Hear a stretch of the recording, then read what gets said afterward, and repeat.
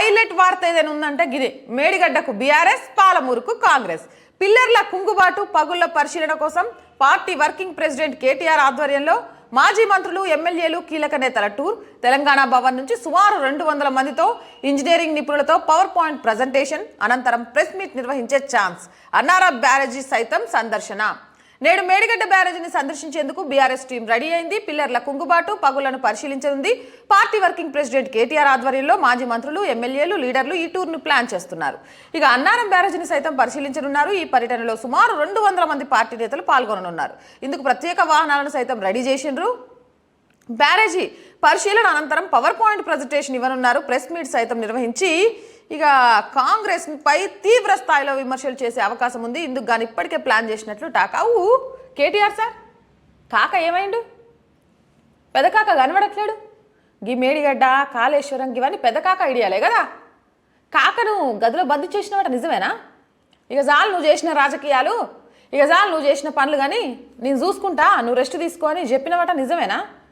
గంతేనా? లేకపోతే గీ liquor scam గురించి ఎవరైనా అడుగుతారని బయటికి రావట్లేదా? వాయిదాల మీద వాయిదా పడుతుంది, నోటీసుల మీద నోటీసులు వస్తున్నాయి. ప్రతిసారి వార్తాపత్రికల్లో హెడ్లైన్స్లో నిలుస్తోంది.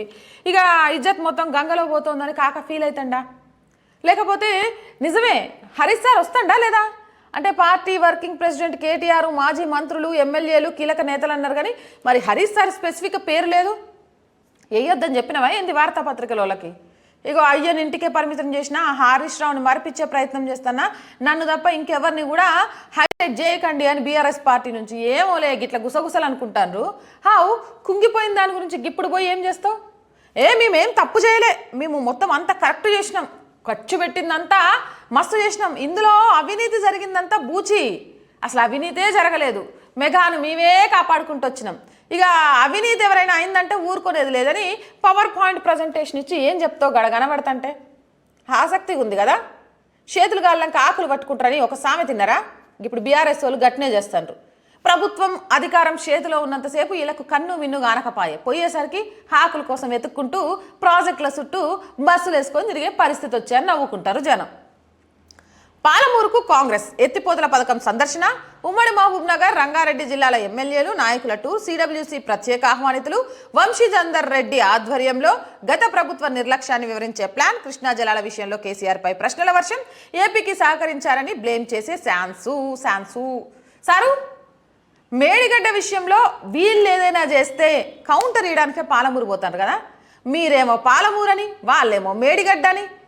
వాళ్ళేమో పాలమూరు విమర్శన చేస్తే మీరేమో మేడిగడ్డ మీద విమర్శన చేసుకుంటా అబ్బబ్బబ్బా కథను మాత్రం రసకందాయంగా మారుస్తున్నారు. ప్రజా సమస్యలన్నింటినీ గాలికి వదిలేసి ఏం వదిలేసినామమ్మా, వచ్చి 2 నెలలు అయింది మాట్లాడితే ప్రజా సమస్యలని నువ్వు కూడా ఇరుసుకు పడుతున్నావు అంటే దాని గురించి కిందికి వెళ్ళినాక చెప్తా.